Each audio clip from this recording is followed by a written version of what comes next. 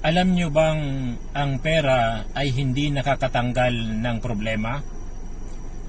Maraming nag-aakala na kapag naging mayaman ay wala ng problema. Pero ang hindi nila alam, habang dumadami ang kanilang pera, ay lalong dumarami ang kanilang problema. Kaya ang pera o ang kayamanan, ito ay hindi nakakaalis ng problema.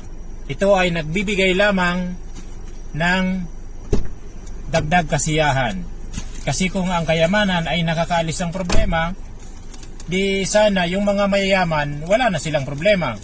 Pero kahit pa ang isang tao ay maging isang milyonaryo, ang problema ay hindi nawawala. Sapagkat ang kayamanan ay hindi nakakaalis ng problema.